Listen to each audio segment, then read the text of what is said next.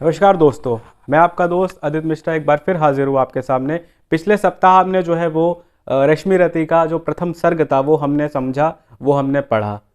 दूसरा सर्ग आज हम शुरू करते हैं, उसी क्रम को आगे बढ़ाते हैं। कर्ण ने जब अर्जुन को ललकारा युद्ध में, रणक्षेत्र में, तो द्रोणाचार्य जो है वो थोड़े से परेशान हुए। उन्हें लगा कि अगर कहीं सही में इस योद्धा ने, कर्ण ने अगर अर्जुन को हरा दिया तो जो धनुर्धर अर्जुन हम यूज़ करते हैं, जो प्रयोग करते हैं, जो पदवी के उनका सम्मान के लिए, जो सम्मान है वो छिन जाएगा धनुर्धर का। तो कृपाचार्य ने एक रास्ता निकाला और एक चालाकी लगाई कि उन्होंने कहा कि जो अर्जुन है वो एक राजपुत्र है, वो एक सूत पुत्र से कभी जो है युद्ध नहीं करेंगे। अगर तुमको लड़ना है तो तुम सबसे पहले कोई राज्य जो है जीत के दिखाओ। दुर्योधन ने अपना मुकुट उतारा और कर्ण के जो है माथे पर पहना दिया और अंग देश का जो राज्य है जो है वो सौंप दिया कर्ण को। दोनों की मित्रता वहां से शुरू हो जाती है।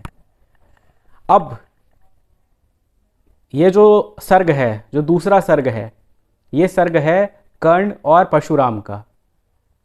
कर्ण को युद्ध जीतने के लिए ये समझना था कि युद्ध कैसे किया जाए।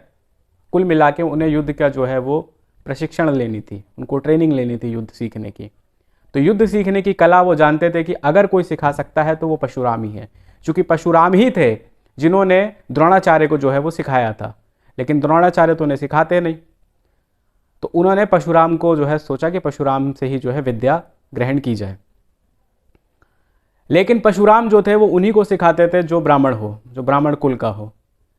तो कर्ण ने एक व्यवस्था की और अपना जो व्यक्तित्व था उसकी प्रस्तुति एक ब्राह्मण युवा के तौर पर दी, ये जानते हुए कि वो ब्राह्मण नहीं है और ये बात अगर पता चलेगी तो परशुराम का जो है वो क्या क्रिया रहेगी। तो जो दूसरा सर्ग है वो इसी पर है। आइए हम इस दूसरे सर्ग को देखते हैं। रश्मि रति का दूसरा सर्ग क्या कहता है कि शीतल विरल एक कानन शोभित अधिकता के ऊपर, कहीं उस प्रसन्न चमकते झरते नहीं शुभ्र निझर। वहाँ भूमि समतल सुंदर है, नहीं दिखते हैं पाहन, हरियाली के बीच खड़ा है विस्तृत एक उलट पावन। आस पास कुछ कटे हुए पीले धन खेत सुहाते हैं, शशक मूस गिलहरी कबूतर घूम घूम कर खाते हैं। कुछ छतंद्रिल अलसित बैठे हैं, कुछ करते शिशु का लेहन, कुछ खाते शाकले दिखते बड़े तुष्ट मारे गोधन। हवन अग्नि बुझ चुकी है, गंध से वायु अभी मर जाती है, भीनी भीनी महक प्राण में मादकता पहुंचाती है। धूप धूप चर्चित लगते हैं तरु के श्याम छदन जैसे, झपक रहे हो शिशु के अलस्ति कजराने लोचन जैसे। बैठे हुए सुखद आतप में मृग रोमंथन करते हैं, वन के जीव विवर से बाहर हो विशब्द विचरते हैं। सूखे रहे चिवर रसाल को ननी झुकी टहनियों पर, नीचे बिखरे हुए पड़े हैं इंगुत से चिकने पत्थर। अजिन दर्भ पालाश कमुंडल एक और तप के साधन, एक और है टैंग धनुष तूण तीर बरछे भीषण। चमक रहा तुणकुटी द्वार पर एक परशु अपशाली है, लौह दंड पर जड़ित पड़ा हो मानो अर्ध अंशुमाली है। श्रद्धा बढ़ती अर्जुन दर पर परशु देख मन डरता है, युद्ध शिविर या तपोभूमि यह समझ नहीं कुछ पड़ता है। हवन कुंड जिसका यह उसके ही क्या है, धनुष कुटार जिस मुनि की यू सुसवा उसी के कैसे हो सकती तलवार। आई है वीरता तपवन में क्या पुण्य कमाने को, या संन्यास साधना में है दैहिक शक्ति जगाने को। मन ने तन का सिद्ध यंत्र अथवा शस्त्रों से पाया है, या कि वीर को योगी से युक्ति सीखने आया है। परशु और तप ये दोनों चीरों के ही होते श्रृंगार, क्लीव न तो तप ही करता है ना तो उठा सकता तलवार। तप से मनुज दिव्य बनता है, षड विकार से लड़ता है, तन की समर भूमि लेकिन काम खड़ग ही करता है। किंतु कौन नर तपोनिष्ठ है यहाँ धनुष धरने वाला, एक साथ यज्ञागीन और असी की पूजा करने वाला। कहता है इतिहास जगत में हुआ एक ही नर ऐसा, कहता है इतिहास जगत में हुआ एक ही नर ऐसा। रण में कुटिल काल समक्रोधी तप में महा सूर्य जैसा। मुख में वेद पीठ पर तर्कस कर में कठिन कुठार विमल। शाप और शर दोनों ही थे जिस महान ऋषि के संबल। यह कुटिर है उसी महामुनि परशुराम बलशाली का, भृगु के परम पुनित वंशधर व्रतिवीर प्रणाली का। हा वही कर्ण की जांघों पर अपना मस्तक धरकर, सोए है तरुवर के नीचे आश्रम से किंचित हटकर।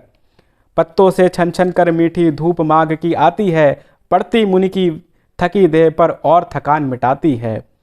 कर्ण मुग्ध हो भक्ति भाव में मग्न हुआ सा जाता है, कभी जटा पर हाथ फेरता पीठ कभी सहलाता है। चढ़े नहीं चींटियां बदन पर, पड़े नहीं तृणपात कही, कर्ण सजग है उचट जाए गुरुवर की कच्ची नींद कही। कर्ण को लगता है कि चींटियां आ रही हैं, आने दो, गुरुवर की नींद जो है वो नहीं टूटनी चाहिए। आगे देखिए कि वृद्ध देह तप से कुशकाया, उस पर आयुध संचालन हाय, पड़ा श्रम मार देव पर अस्मय यह मेरे करण। किंतु वृद्ध होने पर भी अंगों में है क्षमता कितनी, और रात दिन मुझ पर दिखलाते रहते ममता कितनी। कहते हैं ओ वत्स पुष्टिकर, भोग न तू यदि खाएगा, मेरे शिक्षण की कठोरता को कैसे सह पाएगा। अनुगामी यदि बना कहीं तू, खान पान में भी मेरा सुख जाएगा, लहू बचेगा हड्डी बार ढांचा तेरा। जरा सोच कितनी कठोरता से है मैं तुझे चलाता हूँ, और नहीं तो एक पाव दिन भर में रक्त जलाता हूँ। इसकी पूर्ति कहाँ से होगी बना अगर तू सन्यासी, इस प्रकार तो चबा जाएगी तुझे भूख सत्यानाशी। पत्थर सी हो मांसपेशियां लोहे से भुजडंग अभय, नस नस में हो लहर आग की तभी जवानी पाती जय। विप्र हुआ तो क्या रखेगा रोक अभी से खाने पर, कर लेना धनघोर तपस्या यह चतुर्थ के आने पर। ब्राह्मण का है धर्म त्याग पर, क्या बालक भी त्यागी हो, जन्म साथ चित्रोत्सवती के ही क्या वे अनुरागी हो। क्या विचित्र रचना समाज की, गिरा ज्ञान ब्राह्मण घर में, मोती बरसा वैश्य वेशम में, पड़ा खड़ग क्षत्रिय कर में। खड़ग बड़ा उद्धत होता है, उद्धत होते हैं राजे, इसलिए तो सदा बजाते रहते वह रण के बाजे। और करे ज्ञानी ब्राह्मण क्या, असी विहीन मन डरता है, राजा देता मान भूप का वह भी आदर करता है। सुनता कौन यह ब्राह्मण की, करते सब अपने मन की। सबसे महत्वपूर्ण बात की, सुनता कौन यह ब्राह्मण की, करते सब अपने मन की। डूब रही शोषित में भूको, भूपों की लिप्सा रण की। और रण भी किस लिए नहीं जग से दुख दैन्य भगाने को, पर शोषक प्रतिभांत प्रनुज को कहीं धर्म पर लाने को। रण केवल इसलिए कि राजे हो सुखी हो मानी हो, और प्रजाएं मिले उन्हें वह और अधिक अभिमानी हो। रण केवल इसलिए कि वह कल्पित अभाव से छूट सके, बड़े राज्य की सीमा जिससे अधिक जनों की लूट सके।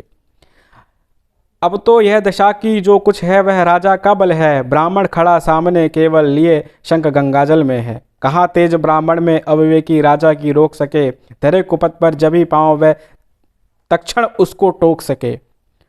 सिर था जो सारे समाज का वही अनादर पाता है, जो भी खिलता फूल बुझा के ऊपर चढ़ता जाता है। चारों ओर लोभ की ज्वाला, चारों ओर भोग की जय, पाप भार से दबी धसी जा रही धरा पल पल निश्चय।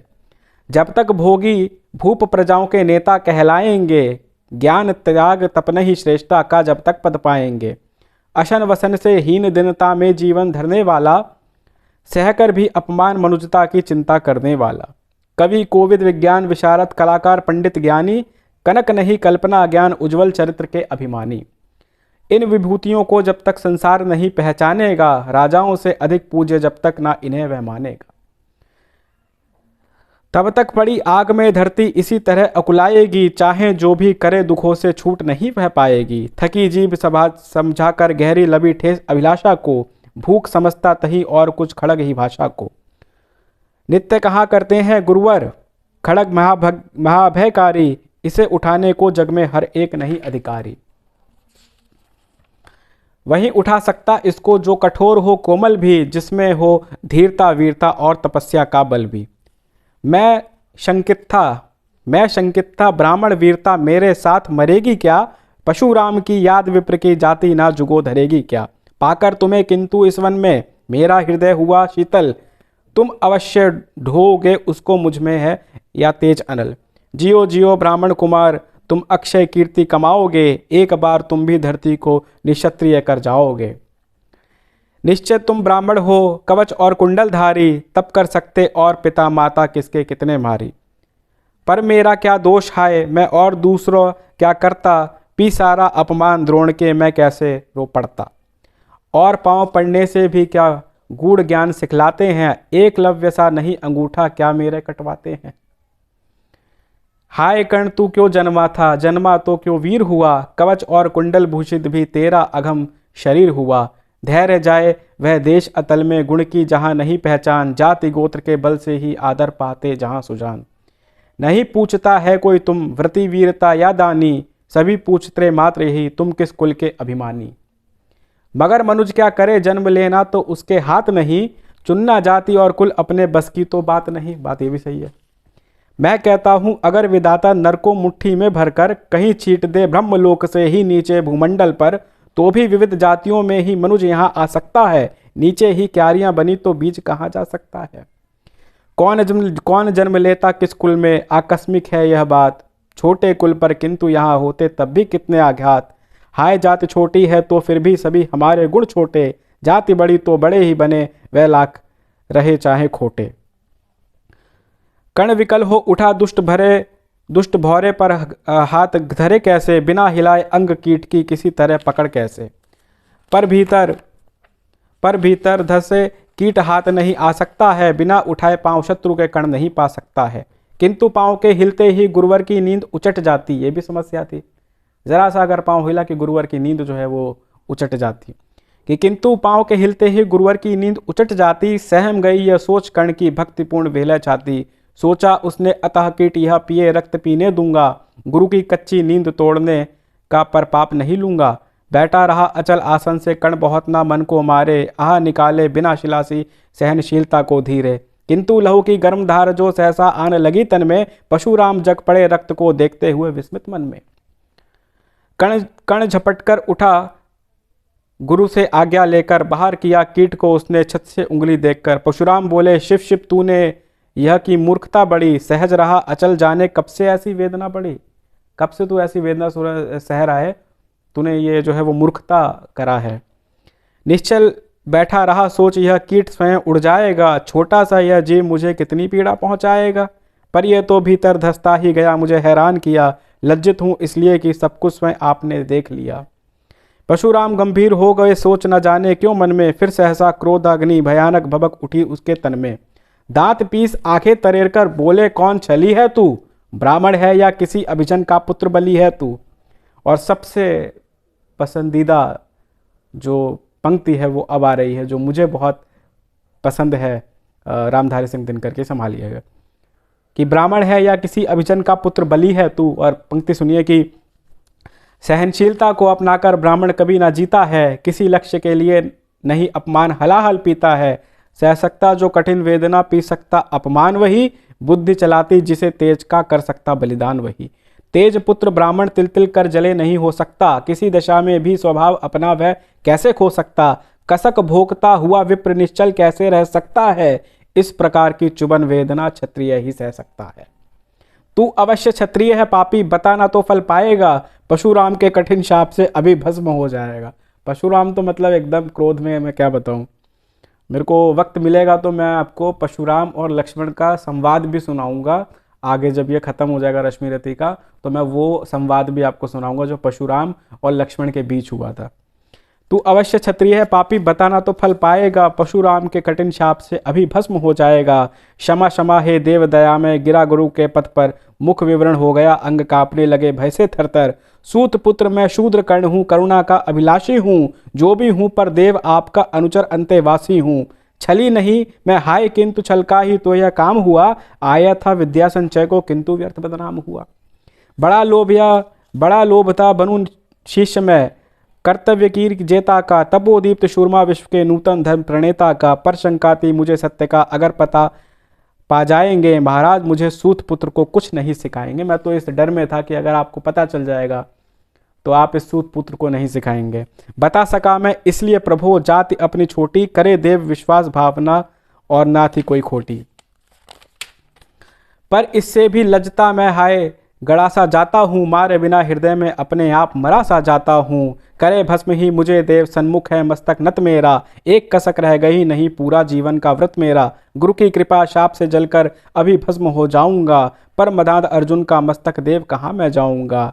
यह तृष्णा या विजय कामना मुझे छोड़ क्या पाएगी, प्रभु अतृप्त वासना मरे पर भी मुझको भरमाएगी। दुर्योधन की हार देवता कैसे सहन करूंगा मैं, अभय देख अर्जुन का मरकर भी रोज मरूंगा मैं। परशुराम का शिष्य कर्ण पर जीवन दान न मांगेगा, बड़ी शांति के साथ चरण को पकड़ प्राण निज त्यागेगा। प्रस्तुत है हे शाप किंतु अंतिम सुख तो यह पाने दो, इन्हीं पाद पढ़नों के ऊपर मुझको प्राण गंवाने दो। इन्हीं पाद पढ़नों के ऊपर मुझको प्राण गंवाने दो। कि लिपट गया गुरु के चढ़ने से विकल कर्ण इतना कहकर, दो कर्णिकाएं गिरी अश्रु की गुरु की आंखों से बहकर। बोले हाय कर्ण तू ही प्रतिबत अर्जुन का नामी है, निश्चल सखा धृतराष्ट्र का विश्व विजय का कामी है। अब समझा इसलिए रात दिन तू वैसा श्रम करता था, मेरे शब्द को मन में क्यों सीपीसी धरता था।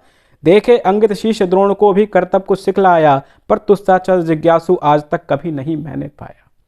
तूने जीत लिया था मुझको निज पवित्रता के बल से, क्या था पता लूटने आया कोई मुझको छल से। किसी और पर नहीं किया वैसे इसने मैं करता था, सोने पर भी धनुर्वेद का ज्ञान कांड में भरता था।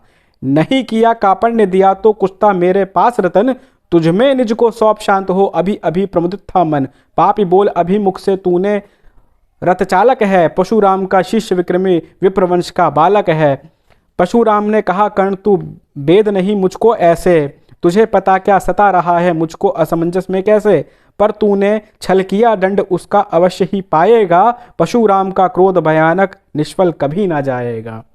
मान लिया था पुत्र इसी प्राण दान दो देता है, पर अपनी विद्या का अंतिम चरण तेज हर लेता है। सिखलाया ब्रह्मास्त्र तुझे, जो काम नहीं वह आएगा, यह मेरा शाप समय पर उसे भूल तू जाएगा। यही जो शाप था वो था कि जब समय होगा तो उस समय पे यही मेरा विशाप है कि तू जो ये विद्या जो मैंने ब्रह्मास्त्र तुझे सिखाया है तू उस समय भूल जाए, क्योंकि दंड तो देना है भाई, दंड तो मिलना है।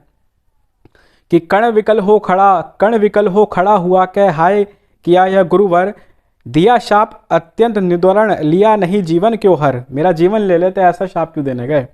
कि वर्षों की साधना साथ ही प्राण नहीं क्या लेते हैं, अब किस सुख के लिए मुझे धरती पर जीने देते हैं। परशुराम ने कहा कर्ण यह शाप अटल है सहन करो, जो कुछ मैंने कहा उसे सिर पर ले सादर वहन करो। इस महेंद्र गिरी पर तुमने मुझे थोड़ा नहीं कमाया है, मेरा संचित निखिल ज्ञान तूने मुझे ही पाया है। रहा नहीं ब्रह्मास्त्र एक, इससे क्या आता जाता है। एक शस्त्र बल से ना वीर कोई सब दिन कहलाता है।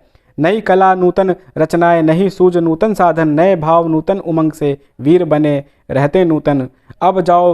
अब जाओ लो विद्या वत्स कुछ खड़ा करो अपने मन को, रहने देते नहीं यहाँ पर हम अभिशप्त किसी जन को। हाय छीनना मुझी को दिया हुआ अपना ही धन, सोचे सोचे यह विकल रहा नहीं जाने क्यों मन। व्रत का पर निर्वाह कभी ऐसा भी करना होता है, इस कर से जो दिया उस पर से हरना होता है। अब जाओ तुम कर्ण कृपा करके मुझको निसंग करो, देखो ये मत ये जटिल दृष्टि से व्रत मेरा भंग करो।